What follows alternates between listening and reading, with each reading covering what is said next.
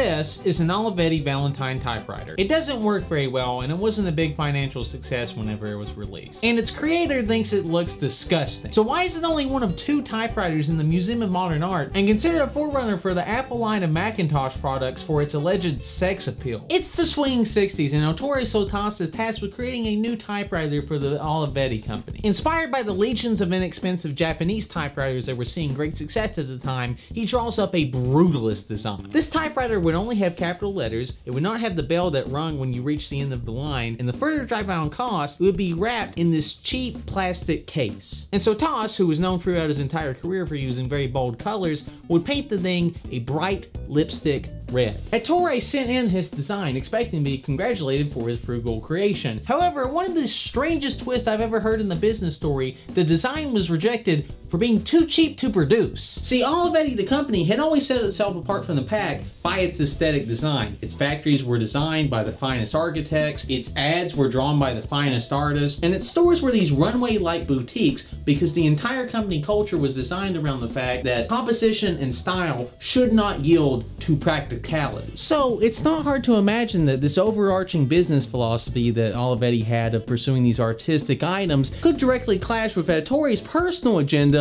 of creating the typewriter equivalent of a disposable Bic pen. And because of these philosophical differences, the project was handed off from Ettore to a British designer, Perry King, to finish the project. Perry, who is much more in tune with the Olivetti way of doing things, followed the instructions and turned the item into a much more quality product. The typewriter was given both uppercase and lowercase letters, and the bell that rung once you reached the end of the line was also returned. And the cheap plastic that Ettore had planned on using was replaced by a sturdier injection molded plastic. However, there were key elements of that original design that were held over to the final product. The typewriter remained the bright red that it had originally been planned to be, and it also retained its original name, the Valentine. But probably the most important design element that was kept over was the typewriter case. See, before the Valentine, typewriters almost exclusively used this type of case, which is essentially like a folding suitcase that held the typewriter. The true innovation that Ettore made was that the Valentine would be held in this kind of case, a patented carry cover that the typewriter would just slide in and out of. A case that would allow for complete portability and ease of use, and was so sturdy that whenever it wasn't in use, it could be used as a wastebasket or a stool. These design innovations completely changed the narrative around this typewriter. It was not for the office, it was for anywhere else. This was a typewriter designed for writing letters to your mother's lover, or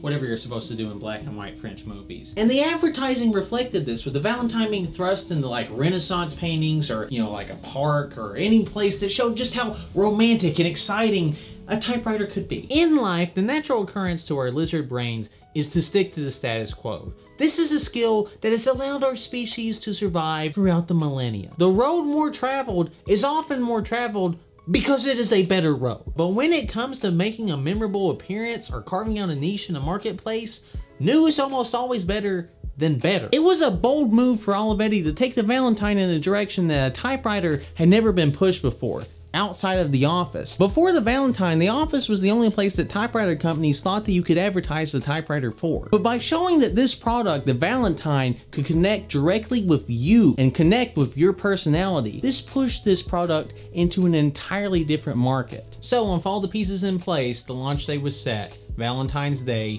1969. But several factors would conspire to make sure that the Valentine was not a success at launch. Very notably, price. As an example, the Valentine originally retailed for $259, when a comparable portable typewriter retailed for $49. So, while Olivetti had projected sales in the millions, it was more like tens of thousands. And so, the Valentine was put out of production. But just when it looked like the Valentine was going to go down as a weird experiment in typewriter history, something weird started happening. Celebrities kept getting photographed with the Valentine. Bridget Bardot, Elizabeth Taylor, David Bowie. The creative community embraced the Valentine. And with the 2020 vision of hindsight, it's not hard to see why. This is basically the world's first Apple product. It has all the elements that Apple would later use to create their cult-like devotion to their line of products, even down to Apple's trademark packaging. The Valentine included this set of very beautifully designed instructions, which was completely novel at the time, something that Apple